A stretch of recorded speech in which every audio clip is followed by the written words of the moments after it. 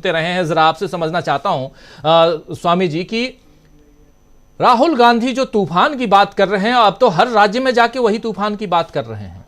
ये उनके लिए भी कल को जुमला साबित होगा या सच्चाई नजर आ रही है? क्योंकि कल और पहले भी कह चुका हूं कि राहुल बड़ी संजीदगी के साथ कोई भी शब्द का इस्तेमाल करते हैं। याद कीजिए कि जब वो गए थे लद्दाख में, वहां उन्होंने कहा था कि किसका डाउनफॉल हो गया है, कांग्रेस अभी जीत के आई है, अगले 4 राज्यों में जीत रही है। 5वां राज्य उन्होंने नहीं कहा था, लेकिन उसके बाद वो 5वें राज्य की बात यानी मिजोरम की बात भी करने लगे। और अब हर राज्य में जाके वही कह रहे हैं कि हम इस राज्य को जीत रहे हैं। जीत ही नहीं रहे बल्कि बहुत तूफान है हमारी पार्टी के साथ, यानी जनसैलाब है, ये कह रहे हैं। कैसे देखा जाए अब यहां से राहुल गांधी को? क्या उन्हीं राजनेताओं के क्रम में जो आकर के मंच पे कुछ भी बोल के चले जाते हैं और कल को देखा जाएगा टाइप से, वो उस ढंग से माना जाए, या वो विश्वास जो राहुल गांधी के प्रति लोगों के दिलो दिमाग में छाया हुआ है, उसी विश्वास से राहुल गांधी यहां तूफान शब्द का इस्तेमाल कर रहे हैं? स्वामी जी। देखिए राजीव जी, राहुल गांधी को वही कहना पड़ेगा जो वास्तविकता है, और राहुल गांधी केवल वास्तविकता कह रहे हैं जिसका आंकलन हम लोगों ने पहले ही कर लिया था। देखिए एक समस्या है राहुल गांधी के साथ।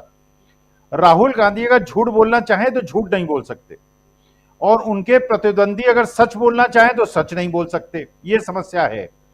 तो इसलिए राहुल गांधी ने जो फील किया, जो हम लोगों ने फील किया है, जो आज का मतदान हुआ है, उसको मैं अगर इंटरप्रेट करूं, देखिए एक बहुत बड़ी गलती भारतीय जनता पार्टी ने कर दी। उन्होंने एक वीडियो जारी कर दिया बहन मायावती का कि आप लोग बीजेपी को वोट दीजिए, और ये वीडियो जो था फेक वीडियो था। और इसके माध्यम से उन्होंने, और एक और चीज मैं आपको बताऊं, जिस प्रकार से बहन मायावती ने उत्तर प्रदेश में टैक्टिकल स्ट्रेटेजी से समाजवादी पार्टी को हरवाया था, उसी प्रकार से स्ट्रेटेजिक चालें चलकर उन्होंने मध्य प्रदेश में बीजेपी को हराने की पूरी कार्रवाई कर ली है।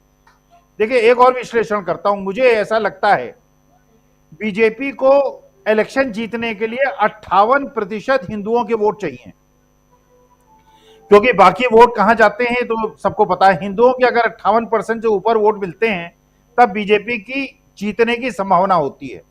जो मैं देख रहा हूं, इस बार बीजेपी को टोटल हिंदू वोट में से 48% वोट मिल रहा है, और 52% वोट जो है वो कांग्रेस को मिल रहा है। इसका मतलब वो जो आंधी और तूफान की बात कर रहे हैं, ये मात्र आंधी तूफान नहीं। और देखिए मैंने अतिशयोक्ति नहीं की थी, मैंने ऐसी बातें नहीं की थी जो विश्वसनीय ना हो। आज की तारीख में वास्तविकता है, ये 1977-84 से ज्यादा की स्थिति है, और ऐसी स्थिति है कि एक तरफा चुनाव है, और बिल्कुल राहुल गांधी जो बोल रहे हैं वो बिल्कुल सही बोल रहे हैं। इस बार जो वोटर, दलित वोटर और आदिवासी वोटरों पे झबुआ के अंदर और दिमनी के अंदर जैसे दलित वोटरों की पिटाई हुई है, उनके डंडे लगाए गए हैं, और किस लोगों ने लगाए हैं ये तो वहीं के गांव वालों ने बता दिया है, मैं क्यों पब्लिक प्लेटफॉर्म में वो बात करूं। लेकिन एक समूह जो उत्तर प्रदेश में भी जाति कर रहा है, और उस समूह ने मध्य प्रदेश में भी जाति करने का प्रयास किया है। दलित और आदिवासी जो पहले ही कांग्रेस की तरफ मुखातिब थे, इन घटनाओं के बाद राजस्थान में पूरी तरह से अब कांग्रेस के पक्ष में जा रहे हैं। तो मुझे ऐसा लगता है कि राहुल गांधी जो बोल रहे हैं वो बिल्कुल सच्ची बात है, और ये चुनाव जो है ये आंधी ऐसी आएगी जिसको सोचना और समझना मुश्किल है। राहुल गांधी सच बोल रहे हैं, क्योंकि वो राहुल गांधी झूठ बोल ही नहीं सकते। सच के अलावा आज की तारीख में जो भी और जिस प्रकार से अमित शाह की मीटिंग कैंसिल हुई और उनकी जगह स्मृति ईरानी ने मीटिंग की, और जो स्मृति ईरानी ने आपने शब्द एक यूज किया, उन्होंने शब्द यूज किया था, आपने प्रेफर किया कि उसको यूज ना किया जाए। लेकिन मैं पूछना चाहता हूं, अगर उन्होंने शब्द यूज किया तो उसके यूज करने का कारण क्या है? उन्हें कैसे पता कि वो शब्द सही है?